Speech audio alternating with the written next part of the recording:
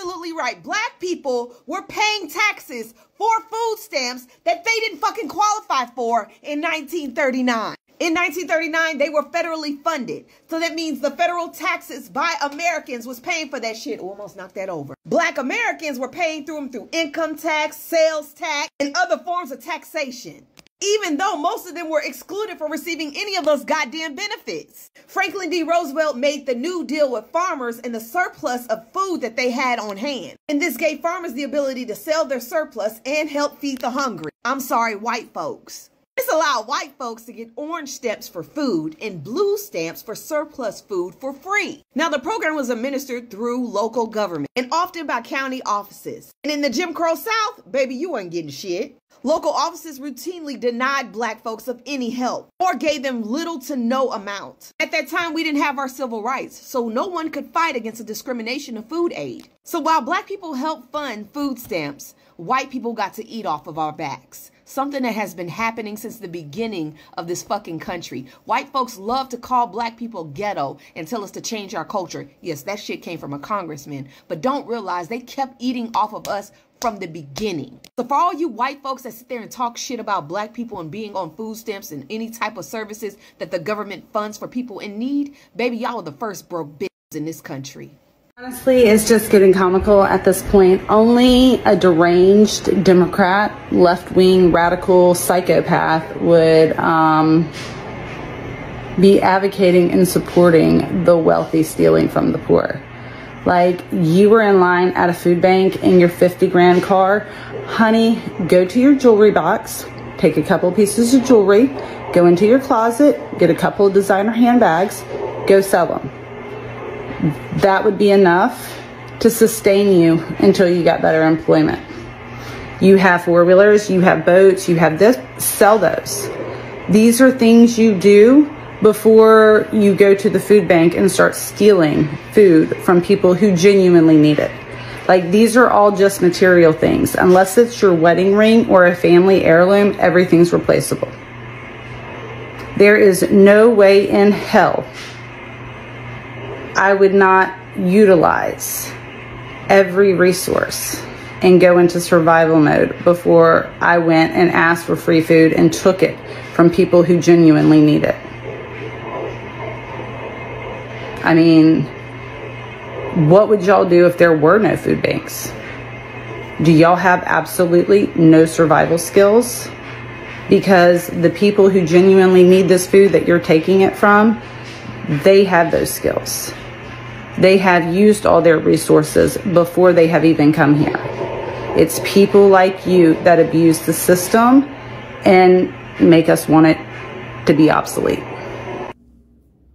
Be advocating and supporting the wealthy stealing from the poor.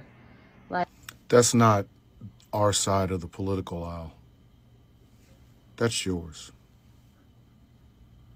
That's your side. Your side has been doing that for 40 years. You don't look old enough to even remember it, but I do. It was your side that elected Reagan, and Reagan was the death knell of the New Deal. Reagan thought that if we freed the wealthy from taxes, that the money would trickle down to the rest of us. He even called it trickle-down economics. His own vice president called it voodoo economics. And yet, for some reason, over 40 years,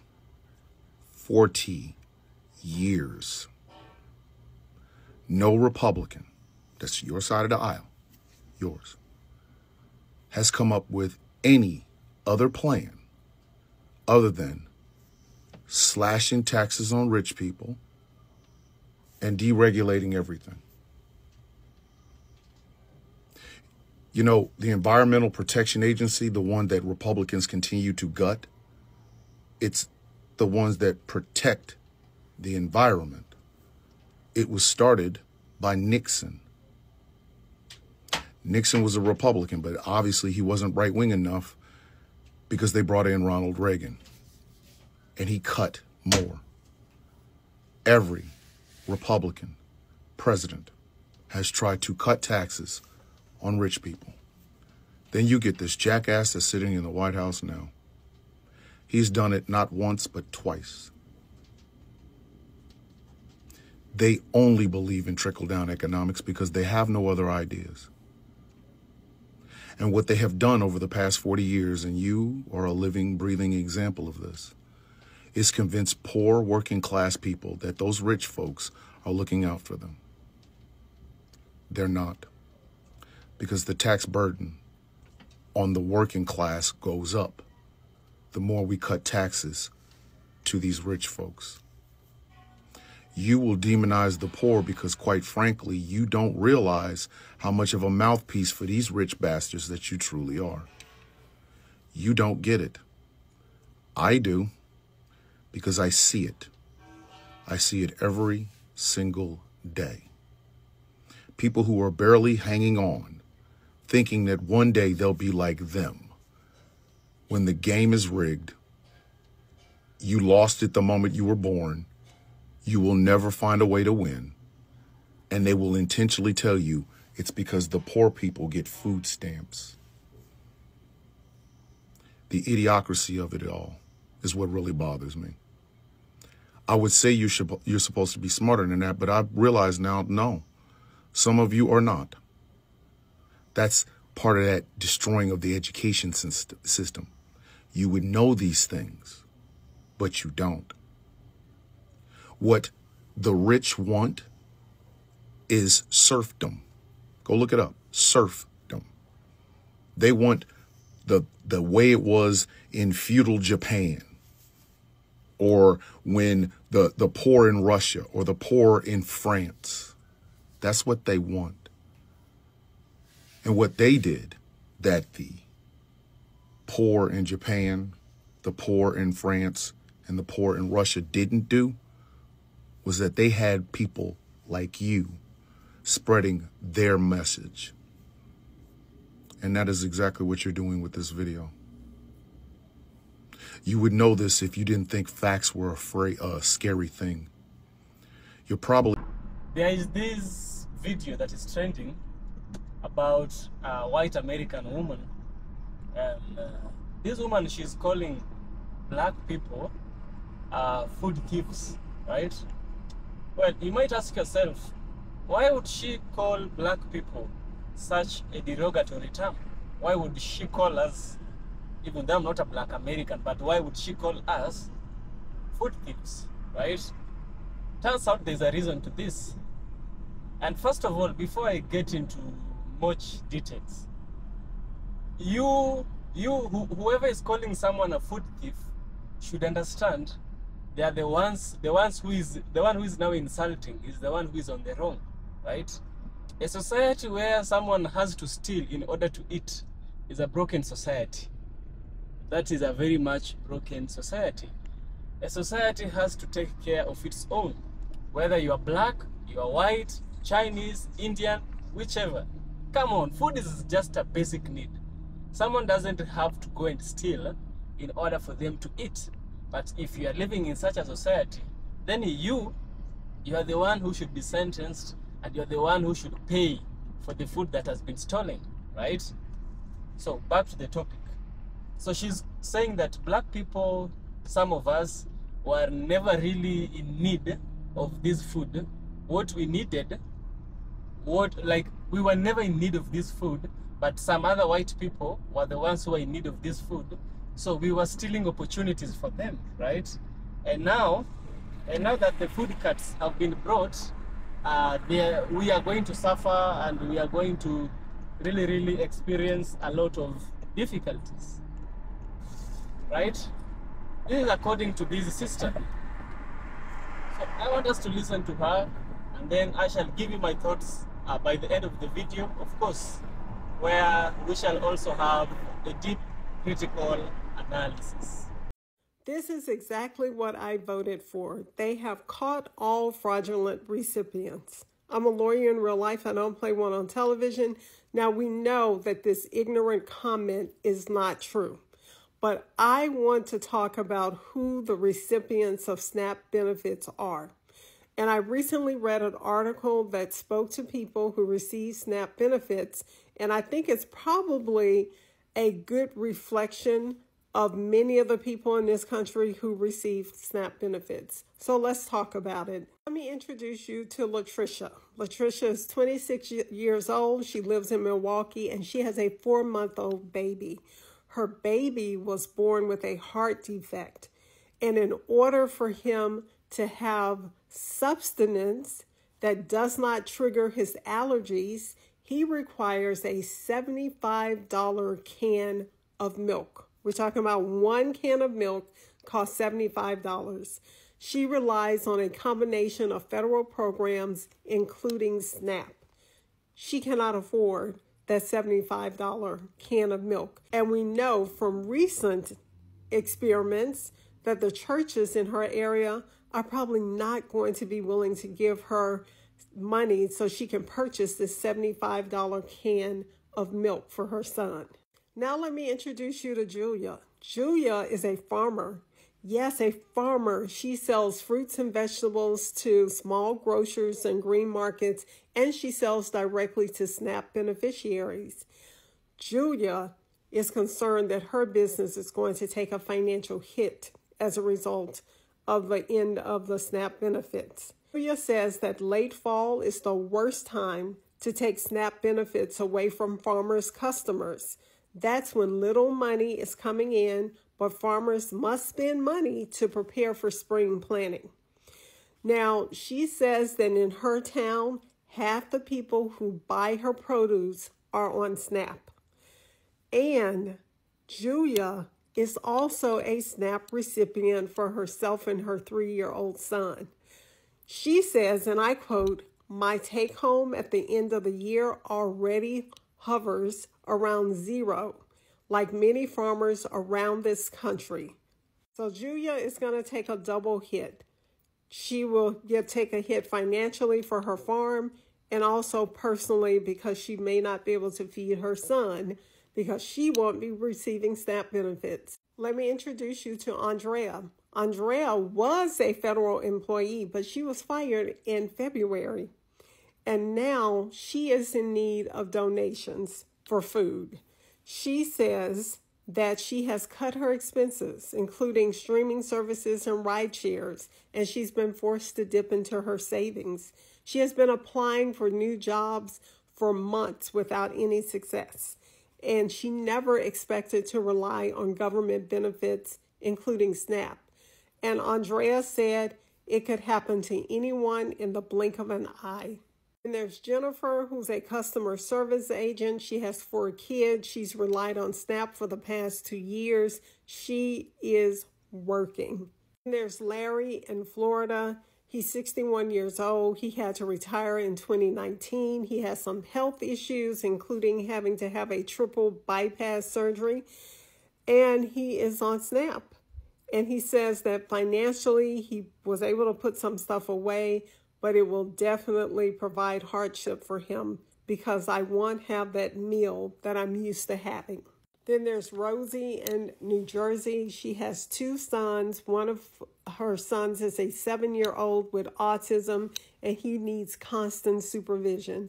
And so she has a very difficult time keeping a job because she has to constantly take care of her son. And she relies on SNAP benefits. She has been looking for part-time work, but right now she's having to depend on a food pantry. They're struggling to make ends meet, and SNAP is one of the ways that they are able to keep their children fed. I'd like for you all to flood my comments with positive thoughts about people who are SNAP beneficiaries. We know that what this woman said is not true. So please share your stories. Please let people understand who SNAP beneficiaries are. I look forward to reading your comments. EBT fraud is real, and this is how I know. I'm sure this will be good. Tell me, how do you know? When I was growing up, we were on food stamps. When I was in high school, my mom had this brilliantly fraudulent idea. So your mom's the fraudster. Okay, what'd she do that was so bad? That we would, during the holidays, we would go to the store and we would get all the fixings for baked goods. And then we would make dozens and dozens and dozens of trays of baked goods, decorated sugar cookies, Russian tea cakes, Buckeyes, bark, like the whole 9 yards. And then we'd sell that for cash to just whoever was willing to buy it. And we still had plenty left over for our actual food. That is a perfect example of the kind of fraud we're talking about. This was not like some business owner investing their own money and then turning a profit. This was someone taking the benefits that are funded by taxpayers from the government, turning it into something else so that they could have cash and they could do whatever they wanted with it. Fraud. So your mom bought ingredients to make baked goods and then sold the baked goods to buy Christmas gifts for you. And you're sitting here telling us that she is a fraudulent criminal somehow. You know that technically, yes, this is considered fraud. However, this is not the fraud I give a fuck about. Do you know what the billionaires are doing? I personally could not care less about a mother using her food stamps a couple of times a year so that way she can afford to get her kids Christmas gifts because she's buying ingredients with food stamps. Okay, I don't really care if a mom is buying a little bit of extra ingredients so that way she can bring cookies to the school bake sale, so that way she could, I don't know, sell a few things so that way she can afford to buy the essentials like toiletries or get her kids Christmas gifts. That is not the fraud I care about. I don't care if a mom's buying the stuff to make her kid a birthday cake or buying soda every now and then as a treat for her kids. I don't care. This is the fraud that you are so worried about, that you are willing to cut people's lifeline to food. This is what I want my taxes to go to, actually. I want my taxes to go towards young single mothers that are trying to figure out a way to give their kids a decent childhood. This is what I want them to use that for. If they are just going out and buying flour, eggs, butter, and whatever, that's better than selling crack on the side of the road. Why are we talking about this as if it's a huge crime? What I'm truly trying to understand is how you can grow up on food stamps, see how hard it is. You can grow up living in poverty, and then immediately just start shitting on the people that were below you and trying to make it harder for people under you by cutting food stamps. I personally will never get mad at someone using food stamps for food, even if that food is meant to feed someone else.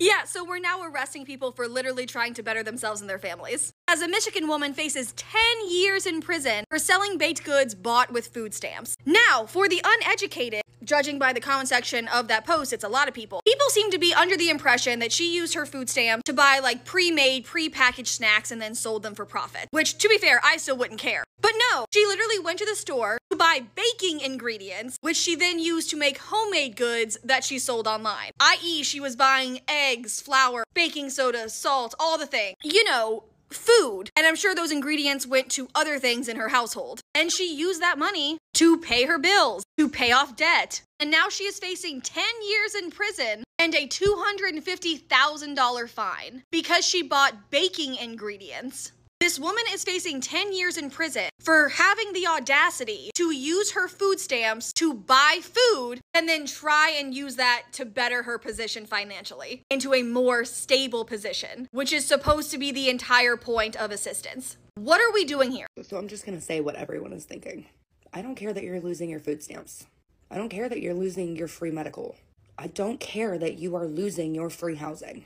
Now y'all are just getting a taste of what every other person is going through. I should not have to pay to feed you and your 9 children. I'll be the selfish one. My kid comes first in my eyes, not you.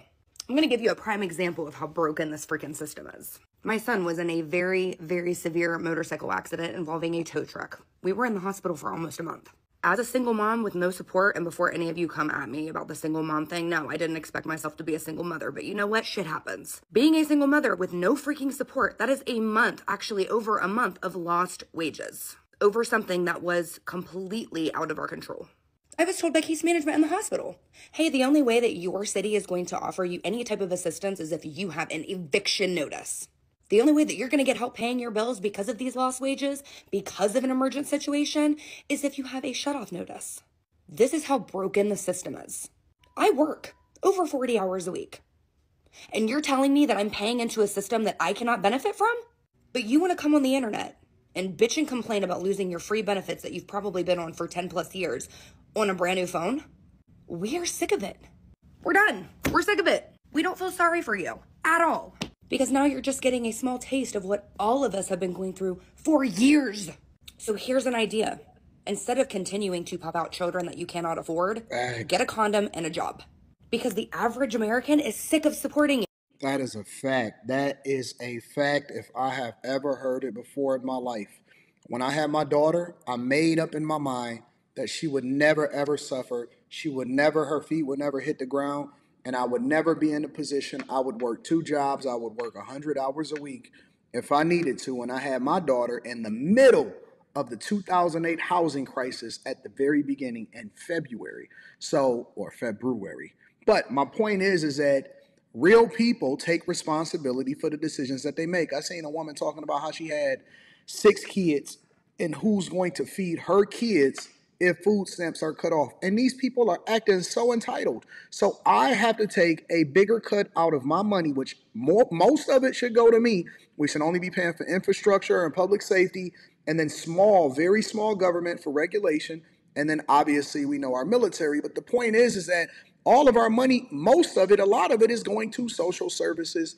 And that is not right. It's not right at all. And people are taking advantage of it. And now they believe that you are required to make sure that they are taken care of because it is your obligation and it's not even your money, even though it comes straight out of taxpayer dollars, to ensure that they are good for the rest of their life. And it is so disrespectful to everybody that is working every day, go out there and bust their ass and try to figure out how to make a way or how to pay for their kids' tuition or how to make sure that everybody got food on the table and how to make sure that they got their retirement. Man, it's people. It is not selfish of me to want to keep what I earn. It is selfish of able-bodied people to demand that I pay for their groceries forever and ever. Lock in, fuck niggas. We about to fact check this shit. First, if you fuck with me, check out my podcast. Let's get it. What the hell is he talking about? There are over 74 million people that file taxes but make less than the federal tax bracket minimum. Yet only 41 million people are on SNAP benefits. Meaning we're not offering enough when it comes to food security here in America. Because there's still millions of people going hungry. And it's not just that. Recently, Instacart reported that the average cost per person for grocery shopping is $363, which we can see that SNAP benefits do not cover. So in my opinion, one of the America First policies would be expanding food security. And the idea that most people on food stamps are lazy just doesn't make any sense. Because research shows that people who are working are less likely to be on food stamps for a whole year. And it's actually people over the age of 66 and people suffering from disabilities that are on food stamps longer. I don't know, but America First is sounding a lot more like me first. Every year I try to give food and I give toys to organizations to help, but I'm gonna tell you, I gotta pay for my own family, and it sucks. But you guys have gotten very comfortable living off of the government, and the very thought that you might not get your cards in November has got you guys screaming all over the internet. Meanwhile, you had no problem spending $1,000 food hauls at Costco and showing all the internet all the food you get and dancing and laughing, and even some women like very sarcastically being like, "Oh, you mad?" Lock in, fuck niggas. We about to fact check this shit. First, if you fuck with me, check out that podcast. Let's get it. What the hell is she talking about? First of all, you are online way too much, and I know you know nothing about food stamps because if you did, you would not make that video. And why are you mad at people using food stamps to buy food? Isn't that why we use it? But I'm gonna give you guys some information just to show you what she's saying doesn't make any damn sense. First of all, if you want less people on SNAP benefits, that would mean that the economy has to get better. Because if we just took the time to use our big people brain, then we'll realize that if the price of living is increasing and wages remain the same, then more people are gonna need government assistance. Which is why reports are saying a stronger economy will equal less people on food stamps. Not to mention that food stamps is just a temporary assistance, meaning that people usually stay between 6 to 24 months. And do you even know the demographic of the people that are on these benefits that the right are complaining about? 34% are children, 33% are the elderly, and 17% are disabled. Not to mention that 50% of people who are on WIC, which is women, infant, and children, have either SNAP, Medicaid, or both. In Trump's economy, we have a bad job market, unemployment is high, and inflation is high as well. And you're trying to understand why people want to get on food stamps? When people think of food stamp fraud, they don't think of faces like this. Married couple facing food stamp fraud charges for reportedly falsifying income to obtain more than $20,000 in SNAP benefits. $20,000. But let's unpackage this even more though. In our community, we say that in order for you to get these food stamps, the man gotta be out the home, huh? This is a married couple. And they get to have their government assistance and keep their nuclear family intact, what we see. That's definitely a sarcastic joke. Some of y'all might not get it, but oh well. They failed to report proper income information on SNAP documents. Now, Dennis and Jennifer Phillips arrested in connection to fraudulently receiving more than $20,000 worth of those benefits. Now, SNAP is the Supplemental Nutrition Assistance Program. Law enforcement officials say they failed to report the wife's income for several years, leading to the issues of benefits they were not supposed to receive. This video was centered around racial pathology and government assistance and how white people are never seen as the face of food stamp fraud. I still got to sprinkle a little intersectionality of class in it because I still think it's wild that this $20,000 has a full-blown news coverage, but the 20 million, 20 billion of corporations and oligarchs be getting is like, it's not giving any airtime. That shit blow my mind. However, racial pathology, though, allows for black people, especially black women, to be seen as welfare queens that's trying to get over on the system and always conducting food stamp fraud, while individuals like this are able to be not suspected, therefore they go undetected, therefore they go unpunished. They was able to get away with this for years. Yeah, years. Education is elevation, and man, I hope they get this down there. You know, whenever I listen to this conversation, whenever I listen to this these nasty words, I'm reminded of what Mother Teresa once said. Mother Teresa was one of those women with whom she was an activist, a person, a human being that was fighting that there could be no any hungry person in India, right? That was her fight. She's called Mother Teresa of Calcutta. Now, when I hear this story, I'm reminded of her. I'm reminded of what she was trying to fight against. This woman should be sick. And I don't think she's doing it in the right way, you know. For you to call someone a thief, a food thief, it means that you have failed them, right? Even here in Africa, we have seasons when sugarcane is ripe and sugarcane is being cut. So there is unwritten laws. You can go there. Anyone can always go there, and you should be given sugarcane. It is good you have some sugarcane. And once you have that sugarcane, what happens is that you cannot carry, but you can eat as much as you want. Because, you know, there's a limit to what your stomach can carry. There's a very, very big limit to what your stomach can carry. So you are allowed to eat as long as you don't carry. That is a spirit of African Ubuntu. But here comes another challenge. So the white woman, she thinks that once we are in a position of suffering, right, that it will open up our mind, and now we will be able to think bigger and deeper about working hard and getting food. She thinks black people are lazy. And that's why we do what? We go for the SNAP benefits. Believe me, the SNAP benefits was there to help Americans. It doesn't say rich or poor, brown or white, big or small. It says it's there to benefit the people of the country of the United States of America, or in short, the Americans, whichever status you are in. You know, because if you look at SNAP, it's an acronym. It's a supplementary nutrition program, supplementary nutrition program. So this is supposed to help people become healthy, live longer, because United States of America is one of those countries with a higher life expectancy. You see, you can't have a higher life expectancy if you don't have good food, right? So having good food helps you have a longer life, right? Also, the brother who was talking about Ronald Reagan, he spoke the truth, because he says that Ronald Reagan was able to remove, you know, Ronald Reagan was able to remove taxes from the rich.